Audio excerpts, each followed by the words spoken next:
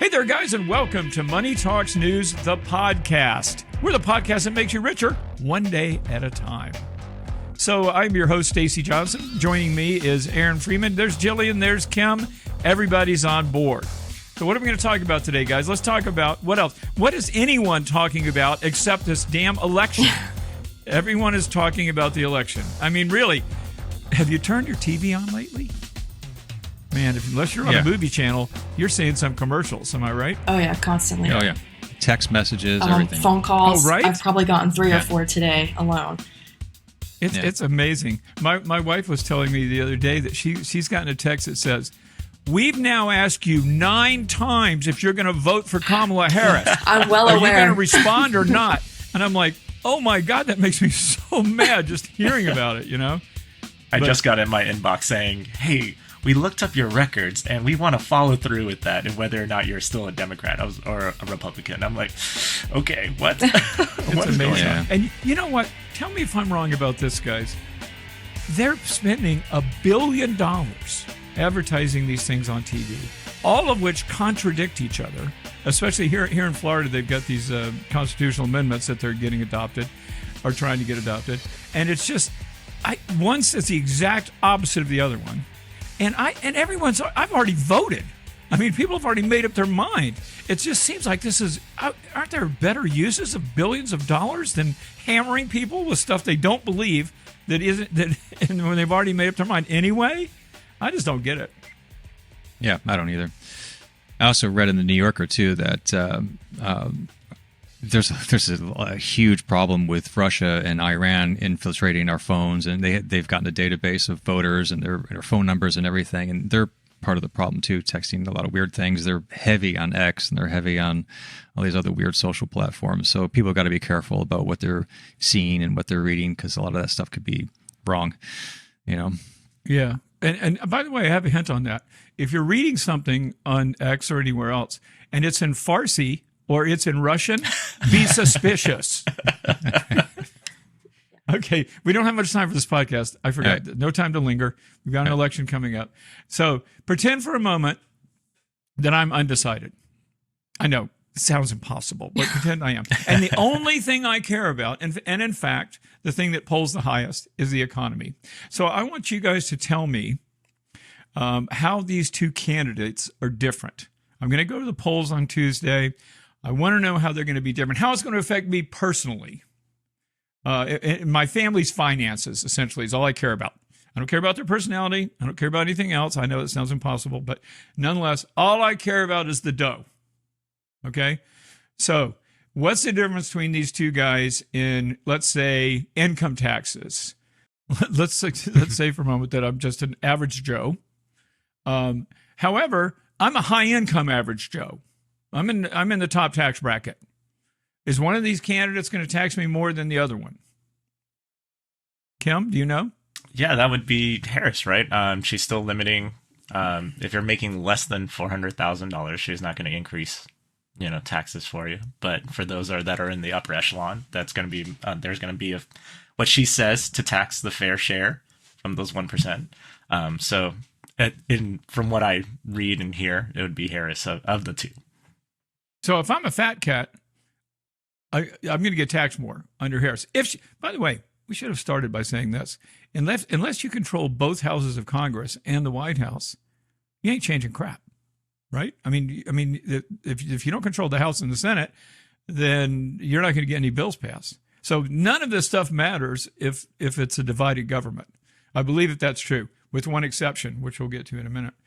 But so I'm going to pay more. What if I make less than $400,000 under Harris or Trump? Am I paying the same tax? Less tax? I think it stays the same, right? This time around. I believe it's the same. Yeah, like Harris is I know she's distancing herself from Biden's administration, but a lot of the same policies will remain the same there. And she's but if I'm a rich guy, well, I know one thing that Harris wants to do is tax. Social Security has a limit. You only tax up to $168,000 of your income. But as a fat cat, I make more than that. So she wants to get that 6.5% Social Security tax on all of your income. which would be huge. I mean, if you make $1 million a year, so it would be hard for rich people tax wise, harder. I mean, if you're just voting on taxes and you're rich, you'd probably want Trump, especially if you're own a corporation. I mean, going from 21, she wants to take it to 28, and he wants to take it to 15. That's monster difference. Yeah. But if you're a regular person who makes less than $400,000 a year, you're probably not worse off under either one. Is that true? That's how I hear it and how I feel about it on that front. I know that's not just the one thing that we're looking at, right? I think it's the prices at the pump or going to the grocery stores as well that I think are affecting a lot of, I would say, middle class, people, households right now. And how are Trump and Harris standing on those fronts? How are they? A lot of people are pissed about inflation, right? Jillian, is it the is it Joe Biden's fault that there's inflation? From what I read, not particularly. I mean, just based off of what you said earlier as well, without having control over the House and the Senate, which he does not, his power is limited there. And a lot of inflation comes down to, of course, import prices, which, by the way, Trump would like to add tariffs onto. So that's going to make things more expensive. That'll add to our inflation rate for sure.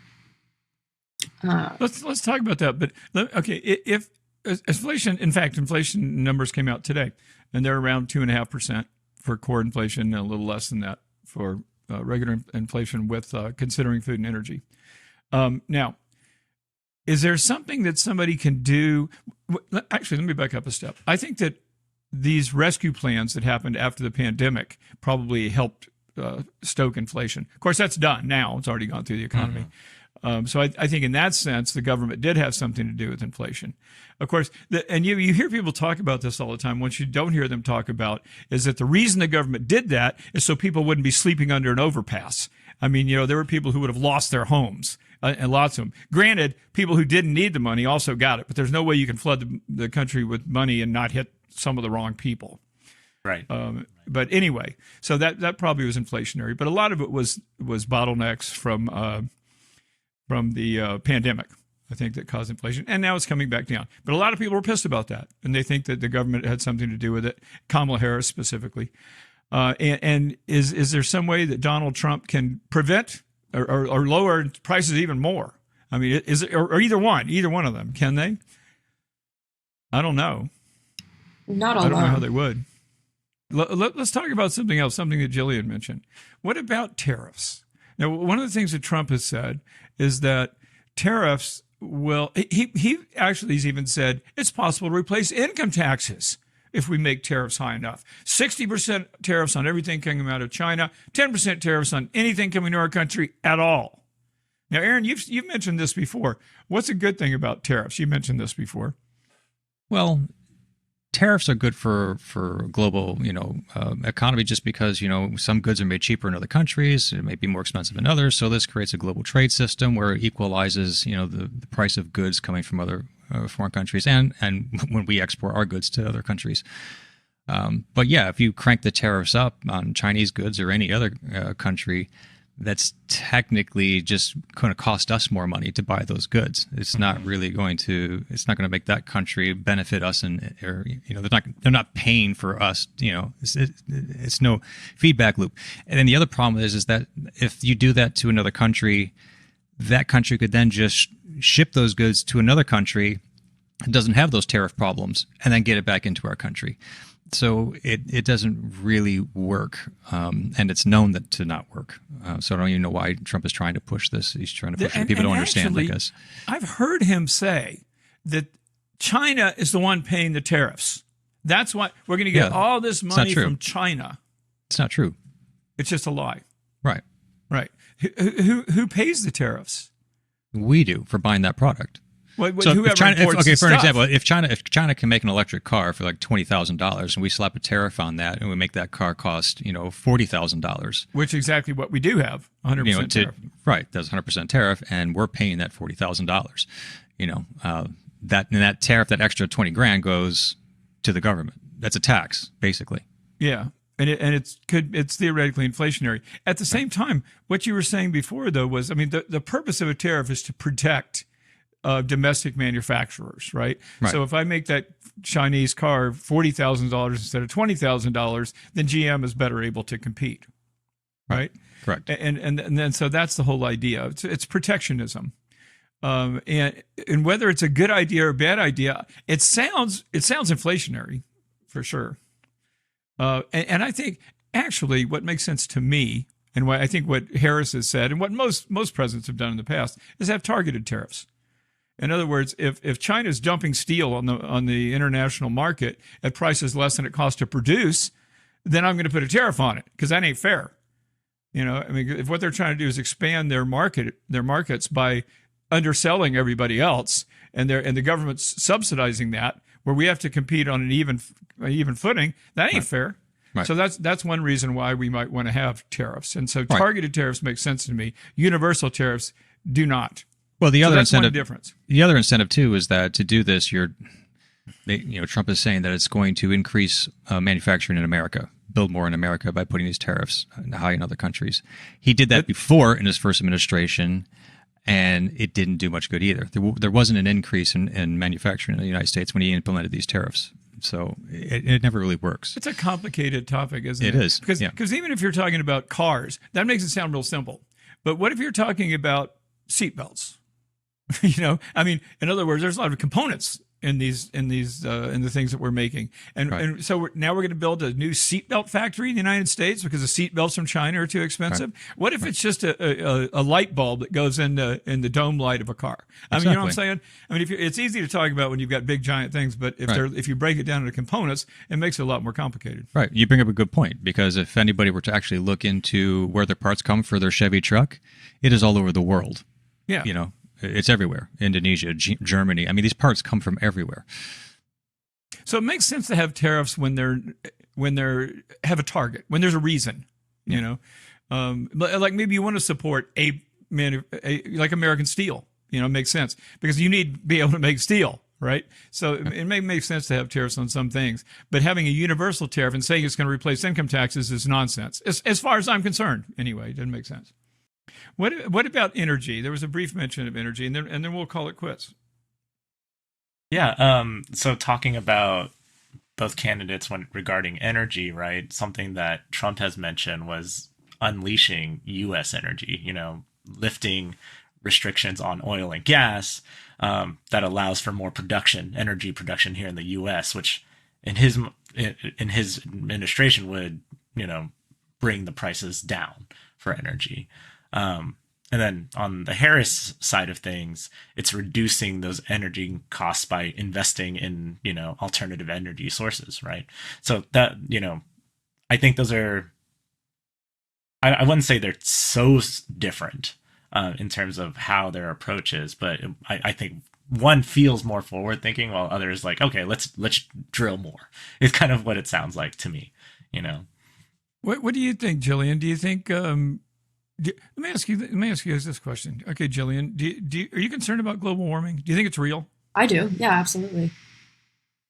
And Trump has literally called it, what do you call it? Not a rumor, but fake like news a hoax, or whatever. Fake news, yeah. Hoax. I'm sorry. That's exactly what he said. A hoax. I think people are dying as a result of it now. They are, and I know, like the summers are getting hotter. I felt it here. I've felt it when I lived in Florida. I felt it since moving up north as well. You can tell, and it also makes things. It's funny because people who don't believe in it, or they'll call it a hoax, they'll also be like, well, the winter was really cold this year, so if things are so hot, why was it cold? And it's like, well, global warming doesn't mean by a blanket statement that everything's hot. It means our temperatures will get more extreme. That's why we are getting, terrible hurricanes. Of course, there's, what is it this year? La Nina, is that, or is it El Nino this year? So that's a part of it as well. But global warming impacts all of that. We're going to get more extreme weather, whether it's hot, whether it's cold, whether it's hurricanes or tornadoes. Like that affects so much, and we're seeing it this year alone. although we Well, have been for a reducing while. carbon, though, imagine for a moment, though, Kim, that you work in the oil business, that you drill for natural gas. That's your job. That's how you support your family. How do you feel about everybody going to solar or wind? Oh, I mean, I'd be scared for my job. Yeah. For sure. and so because my what do skill you set say is to in those this. people when you're trying to reduce the carbon output? Something that I've seen, and I saw this a long time ago, so I'm blanking on exactly where it was, but it was a town that was heavily based on mining, and then there was this transition out of it, and people were really struggling.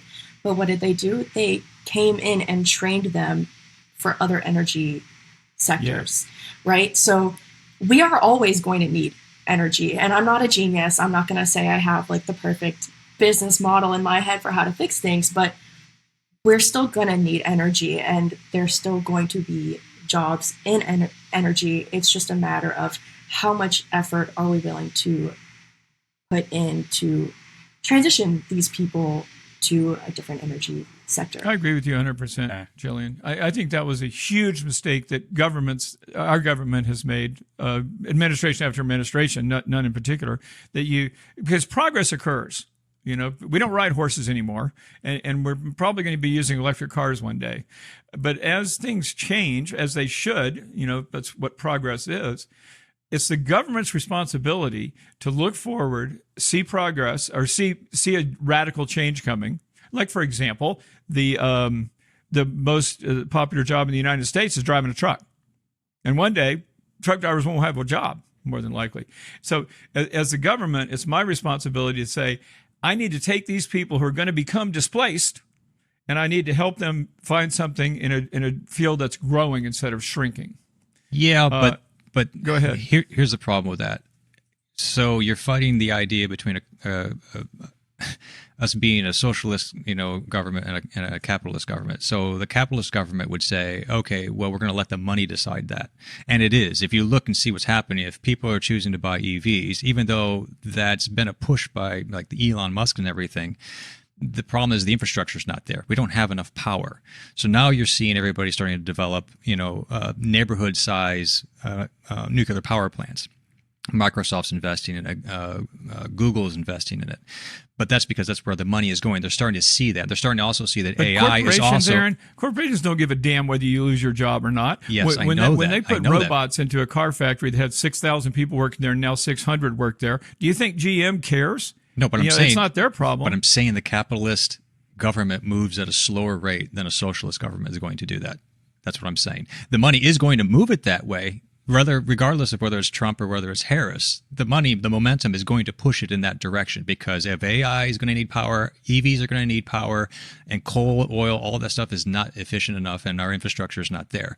So regardless of who's in power, they're going to have to go that way. I don't think it has to do with capitalism or socialism. I agree with what you're saying, but I think it is the government's responsibility to try to help people, because what you're going to end up with is you're going to end up with disaffected people. And that's what causes things like the French Revolution or the American Revolution. It's what pisses people off, because their dad worked at this factory and they can't, and they're mad about it. And so I think it's the government's job. I don't think it has anything to do with socialism, communism, or capitalism. No, but what I'm saying, you're saying it's the society, but you're saying it's the government's job to do that. And what I'm saying is our system is not set up to be the government's job.